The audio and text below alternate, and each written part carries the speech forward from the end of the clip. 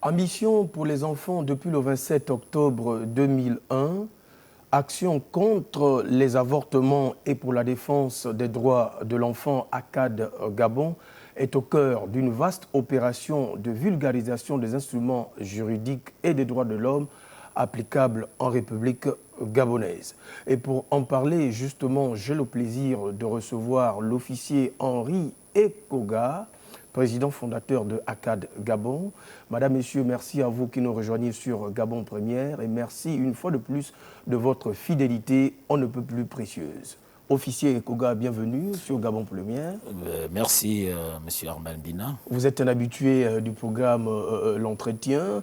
Nous l'avions dit il y a quelques instants en propos introductifs que vous menez depuis quelque temps dans la commune de Libreville, la capitale du pays, une vaste opération de vulgarisation visant les instruments juridiques des droits de l'homme applicables en République gabonaise. À quoi consiste très concrètement cette opération? Merci, Monsieur Armel Bina, de m'avoir fait l'honneur de venir sur ce plateau parler un peu, un tant soit peu, des activités de l'organisation ACAD Gabon dont je suis le responsable.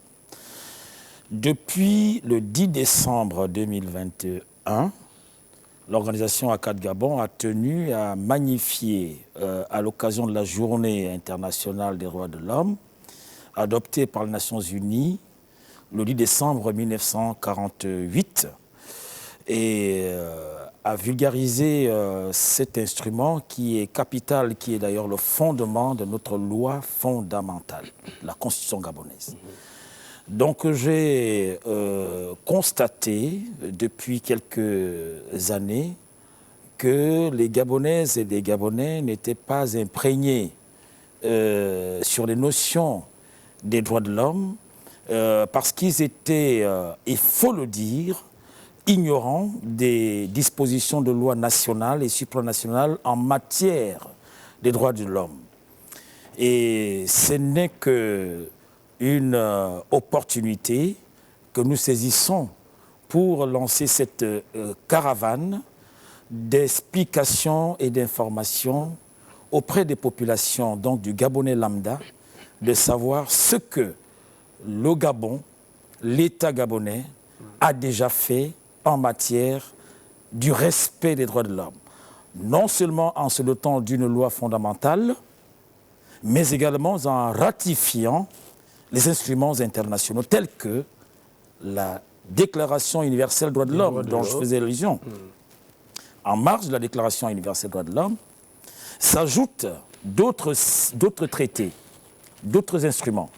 Je citerai la Convention relative aux droits de l'enfant, adoptée aux Nations Unies le 20 juillet 1948 et ratifiée par le Gabon en 1985. Très bien.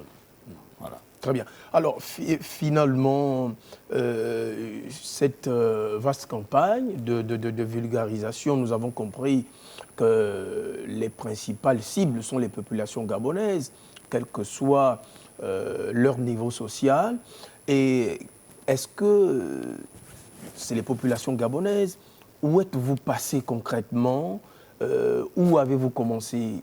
À Libreville, à l'intérieur du pays? Qui a été impacté et qui est concerné? Le 10 décembre 2021, nous avons débuté cette caravane, cette campagne de vulgarisation des instruments internationaux par Libreville, notamment les échangeurs des charbonnages. Nous sommes allés au rond-point d'Awenje, mais notre objectif est de toucher les populations les plus reculées pour qu'ils sachent ce que le Gabon a déjà fait en matière des droits de l'homme. Parce que j'entends sur le terrain, c'est-à-dire au quartier, que les droits de l'homme n'existent pas. Et moi, je suis écœuré de constater que le Gabonais n'est pas suffisamment imprégné de ce que sont les réalités de notre pays. Lorsque vous avez l'éducation, c'est un droit de l'homme. Lorsque vous avez la santé, Est-ce qu'on peut dire aujourd'hui qu'il n'y a pas d'éducation, il n'y a pas de santé, il n'y a pas de justice, il n'y a pas de sécurité? Donc je vais au cœur des populations leur dire ce que le pays, donc le Gabon, qui est un État et qui est également une nation, a consenti. Cela est important parce que si les populations restent ignorantes, je vous renverrai aux dispositions du préambule de la Déclaration universelle des droits de l'homme, que la méconnaissance ou le mépris des droits de l'homme conduisent aux actes de barbarie. Vous ne renvoyez pas, moi, Je parle aux téléspectateurs de comprendre la nécessité de connaître les dispositions de loi nationales et internationales relatives aux droits de l'homme, donc à la protection des droits de l'homme. Très bien, il est important pour les populations, effectivement, de se pénétrer et d'être au fait de ces différents mécanismes liés aux droits de l'homme, mais également aux droits de l'enfant. Vous parliez il y a quelques instants de l'échangeur des charbonnages, d'AONG. C'est pour situer donc à nos téléspectateurs que l'officier Ekoga, à travers cette opération, a déjà sillonné le 1er arrondissement de la capitale gabonaise et le 4e arrondissement. C'est important de le souligner. Mais c'est bien une telle opération, mais vous le faites très concrètement en quelle qualité? Je suis officier des droits de l'homme. Il est important de savoir ce qu'on appelle officier. Ce n'est pas une usurpation. Parce qu'en matière de droits de l'homme, c'est une corporation, c'est une discipline où il y a une hiérarchisation. Très bien. J'ai été lauréat du prix national des droits de l'homme. Donc, pour rentrer dans ce domaine, vous avez une hiérarchie à suivre. D'abord en tant qu'auxiliaire, ensuite en tant qu'agent. Auxiliaire des droits de l'homme, agent des droits de l'homme, acteur des droits de l'homme et ensuite défenseur des droits de l'homme. Et lorsque vous avez franchi ces 4 étapes, vous atteignez l'apogée qu'on appelle officier. Le Gabon a cet honneur, en Afrique centrale et dans le monde, de disposer d'un officier droit de l'homme. Et concrètement, ce que ça veut dire? Ça veut dire qu'aujourd'hui, l'officier droit de l'homme que je suis est en même de délivrer des documents dont le gouvernement et l'État est reconnaissant. Donc nous avons délivré, nous sommes porteurs, ou je suis porteur de 4 exploits qui font de moi aujourd'hui officier. Parlons un peu de ces exploits, justement. Oui, le premier exploit porte création de la présomption d'identité qui remplace l'acte de naissance. La CPI. La CPI, bien sûr, vous êtes imprégné. Le deuxième exploit concerne la phase du mariage mixte, qui est le document qui est délivré au sujet expatrié, marié légalement avec un sujet gabonais. Très bien. Le troisième exploit concerne le livret des biens communs, c'est-à-dire pour sécuriser les couples qui ont réalisé des biens pour éviter les cas de spoliation ou les cas de barbarie en cas de séparation ou de décès. Très bien. Je voudrais ouvrir une parenthèse en disant que le livret des biens communs n'est pas un testament. Parce qu'il n'y a de testament que lorsqu'il y a un testataire. Très bien. Donc, je voudrais donner mon numéro de téléphone afin que les populations, les téléspectateurs, puissent nous joindre. Afin d'être édifiés, je réponds au 065 19 78 41. Très bien. 065 19 78 41. Revenons un peu proprement parler sur votre opération, c'est ce qui nous concerne. Dans le cadre de cet entretien, vous avez sillonné les chefferies de la commune de Libreville, notamment dans les quelques arrondissements que vous aviez posé vos valises dans le troisième de cette opération, les chefferies, les établissements. Que peut-on retenir de ces différentes étapes? Oui, ce qu'il faut retenir, Monsieur Armel, c'est que les populations ont été surprises de ce que nous leur parlions des instruments des droits de l'homme. Et lorsque nous avons brandi, par exemple, la Convention des droits de l'enfant, ils ne connaissent que dalle.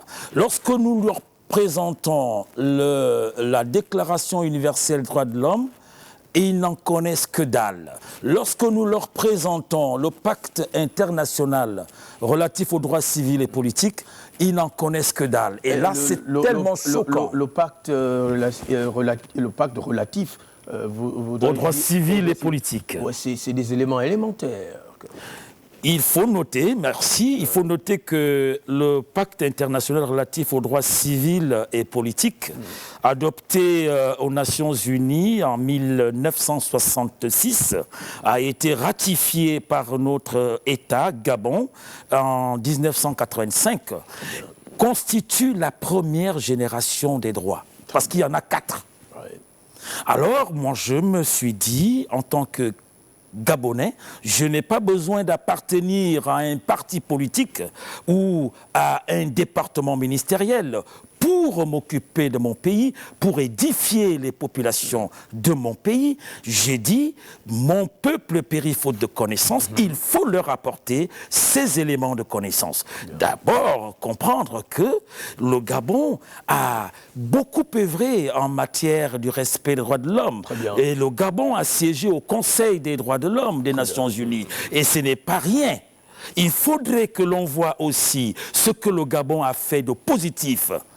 Je ne suis pas pédégiste, je ne suis pas opposant, je suis une organisation non gouvernementale impartiale, chargée d'accompagner le gouvernement dans la mise en œuvre des politiques publiques en matière du respect des droits de l'homme. Et j'en ai apporté de ma modeste contribution. Si l'on demande où est-il, qu'est-ce qu'il fait, je travaille. Je suis au service de mes concitoyens, des enfants. Très bien. Peut-être pour illustrer un peu, officier Ekoga, pour illustrer un peu tout ce que vous dites, le gouvernement fait sa part dans ce sens, mais également certains organismes, certaines fondations, pour ne pas la citer, la fondation Sylvia Bongo Ondimba. Oui, mais il faut le noter ici sur ce plateau que Madame Sylvia, Excellence Madame Sylvia Bongo Ondimba, elle est grande officier des droits de l'homme. Je suis officier, mais elle est au-dessus. Quand elle est au-dessus, qu'est-ce qui justifie cela? Je voudrais édifier ces populations qui nous suivent en disant que Mme Sylvia Bongo a inscrit une journée internationale en matière des droits, de la protection des femmes, notamment la journée du cancer féminin. Aux Nations Unies, chose que votre humble invité n'a pas encore fait. Je ne suis pas encore sorti hors du territoire gabonais. Je suis encore national, or elle est internationale. Je me plais d'être son second en matière de défense des intérêts des personnes. Très bien, très bien. Et finalement, donc, on peut dire que ces différentes étapes ont connu un écho tout de même favorable. Oui, mais pas suffisamment. Pour cela, je suis sur ce plateau parce que là, ceux qui nous suivent ne sont pas forcément à Libreville. Ils sont à l'intérieur du pays pour dire nous devons aimer notre pays parce que c'est une grande nation. Je voudrais faire allusion au maître Cousteau qui est venu plonger sur les côtes gabonaises et a dit le Gabon c'est un pays extraordinaire. Nous devons aimer et chacun, que vous soyez vulcanisateur, pêcheur et cueilleur de poissons, chacun peut apporter.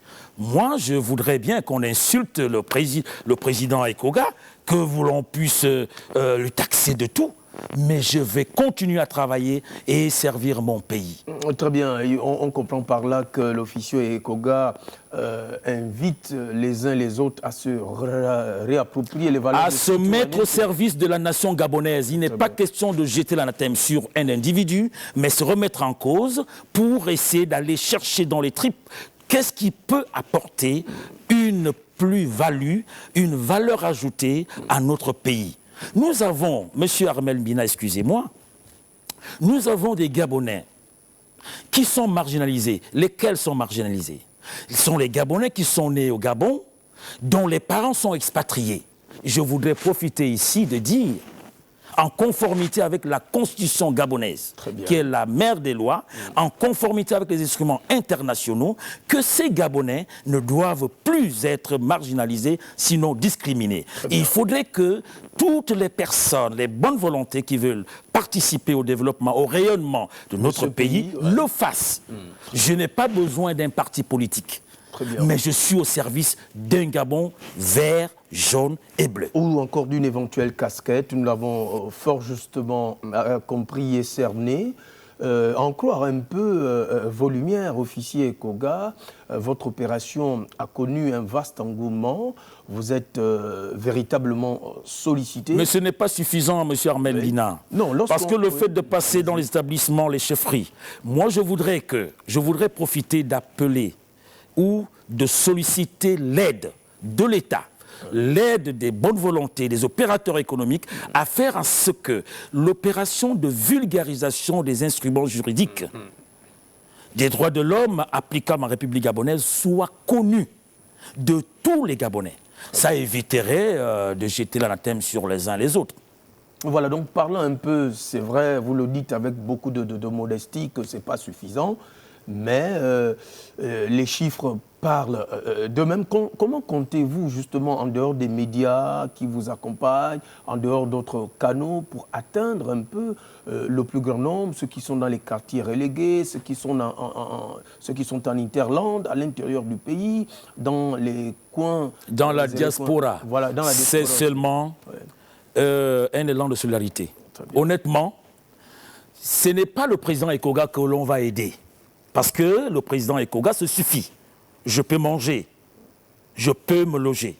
Mais les Gabonaises et les Gabonais ont besoin de connaître ce que leur pays, leurs dirigeants ont fait. Je ne dis pas qu'ils ont fait tout en bien. Très bien. Mais le peu qui est fait, surtout dans mon domaine qui est le droit de l'homme, il faudrait que les Gabonaises connaissent. Parce que mon peuple périt faute de connaissances. Et ça, c'est un problème. C'est dit clairement dans la Bible, hein, dans les Saintes Alors, Écritures. il faudrait que les Gabonaises et les Gabonais s'imprègnent de toutes les notions relatives aux droits de l'homme qui font de notre pays un membre du concert des nations. Nous sommes membres des Nations Unies. Nous sommes membres de l'Union africaine. Nous sommes membres de la CEMAC. Nous sommes membres de la CAC. Vous imaginez aujourd'hui, les Gabonaises et Gabonais sont étonnés que l'Union africaine dispose d'un instrument qu'on appelle la Charte des droits de l'homme et des peuples, qui va dans la même continuité que les autres instruments. Et je dis, je n'accepterai pas qu'on continue à insulter notre pays et leurs dirigeants, vu les efforts que moi j'ai pu percevoir. Je ne veux pas aussi que les dirigeants puissent dormir de leur oreiller parce qu'il reste beaucoup à faire. Bien sûr, ils le prouvent, ils travaillent, ils sont à pied d'œuvre au quotidien. Alors, finalement, une telle opération qui renvoie à la vulgarisation, on ne le dira jamais suffisamment assez tout au long de cet entretien, des instruments juridiques des droits de l'homme applicables en République gabonaise. Je voudrais vous faire lecture d'une seule disposition. Je vais aller dans la Convention relative aux droits de l'enfant. Allez-y rapidement. Je vais à l'article 8. Donc, on se demande pourquoi M. Ekoga, officier droits de l'homme, soit-il délivre des supports. Je les renverrai dans la disposition de la Convention relative aux droits de l'enfant des Nations Unies, notamment à l'article 8. L'article 8 dit ceci. Les États partis s'engagent à respecter le droit de l'enfant et de préserver son identité, y compris sa nationalité. Fin de citation. Pour dire qu'il y a une nuance entre la nationalité, l'identité et l'acquisition d'un acte d'état civil, donc le registre d'état civil. Je voudrais encore vous renvoyer dans le pacte international relatif... Je pense à l'article 12. C'est l'article... vous êtes déjà membre de l'organisation. Pas du tout. Le pacte international relatif aux droits civils et politiques stipule en son article 12 Je cite. Allez-y. Quiconque se trouve légalement sur un territoire d'un État a le droit d'y circuler librement et d'y choisir librement sa résidence. Fin de citation. Ça veut dire quoi? Ça veut dire aujourd'hui les sujets expatriés qui sont mariés avec les sujets gabonais, ils font déjà partie de la communauté la communauté gabonaise, ils participent déjà au développement et par ricochet, ils ne sont pas là dans situation irrégulière, ils ont un acte de mariage signé par un officier d'état civil. Voilà la phase de mariage mixte dont je faisais allusion tout à l'heure. Alors, quel type de relation entretenez-vous, pour ne pas dire le type de partenariat, entre les instances qui ont pignon sur rue dans notre pays, qui facilitent au quotidien la mise en musique de vos différentes démarches? Mais nous entretenons des rapports très, très étroits et des rapports très fructueux dans la mesure où nous avons un seul et unique objectif, c'est de respecter la constitutionnalité et les dispositions de loi supranationales. Parce que tout ce que nous faisons est loi. Si ACAD Gabon sort du domaine des lois, alors pourquoi pas être inquiété? Très bien. Je dis, toutes les instances, que ce soit nationales ou internationales, nous parlons le même langage.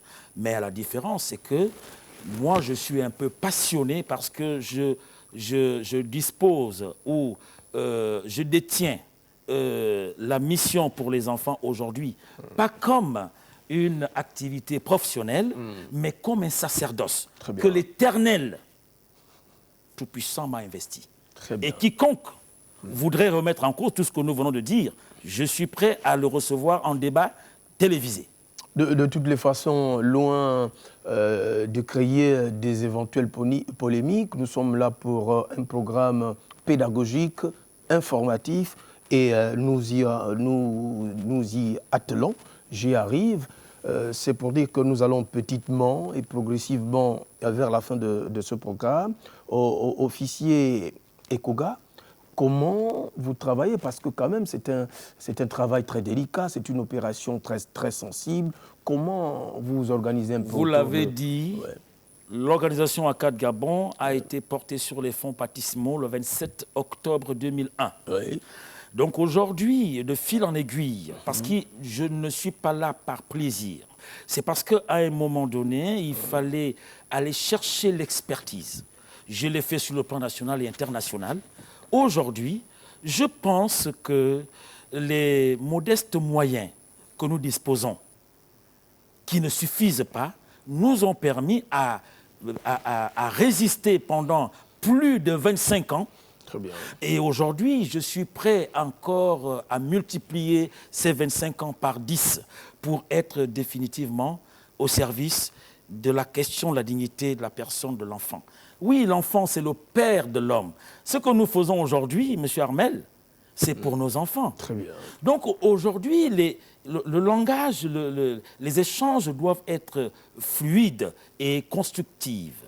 Alors, donc, pour dire que ce que les autorités font, c'est pour le bien du plus grand nombre des populations. Très bien. Et ce que les populations aspirent, c'est pour pérenniser les autorités. Donc, il faut simplement rapprocher les deux parties parce que j'ai constaté, je le dis, je parle un langage franc qui n'est pas politique ou qui est partisan, neutre, qui est impartial. Voilà. Il y a un écart entre les dirigeants et les populations apparemment. Et il faut que ce que les dirigeants font, que les populations puissent en savoir davantage. Très bien. Et ce que les populations désirent, il faut que les autorités, les dirigeants puissent en savoir. Donc nous sommes en interface, nous sommes interactifs, c'est-à-dire essayer d'informer les populations des efforts qui sont faits au niveau des autorités et de dire aux autorités les préoccupations des communautés. Des communautés, des populations. Officier Ekoga, si vous aviez un mot de la fin à dire pour boucler la boucle, c'est lequel? Je voudrais inviter les populations tout entières à soutenir ce que nous faisons. C'est par amour de notre patrie, c'est par amour de notre pays Donc, qu'on enlève l'étiquette de M. Ekoga, qui est officier des droits de l'homme, mais que l'on voit la portée de ce que nous faisons. Toutes les Gabonaises et Gabonais doivent savoir, doivent connaître les droits de l'homme, que les États, que le Gabon a leur consent. Et les autorités doivent aussi savoir quelles sont les préoccupations des populations. Donc, j'invite que vous soyez simple citoyen, que les droits de l'homme n'ont pas de limite. Nous sommes universels. Donc, venez soutenir la campagne de vulgarisation des instruments juridiques relatifs aux droits de l'homme applicables en République gabonaise pour qu'il y ait une meilleure compréhension entre, d'une part, les autorités et d'autre part, les populations. Madame, Messieurs, c'est la fin de cet entretien. Pour vous qui nous prenez à présent au vol, nous recevions l'officier Henri Ekoga, président fondateur d'Action contre les avortements et les droits de l'enfant, entendez ACAD Gabon, avec qui nous avions passé au peigne fin, ou mis un curseur sur l'opération de vulgarisation des instruments juridiques et des droits de l'homme, une campagne initiée dans la capitale gabonaise. Merci à vous de nous avoir regardé. Nos programmes se poursuivent sur Gabon Première. Soyez curieux tout en gardant l'esprit libre et ouvert à tous les possibles. Je vous dis à plus tard.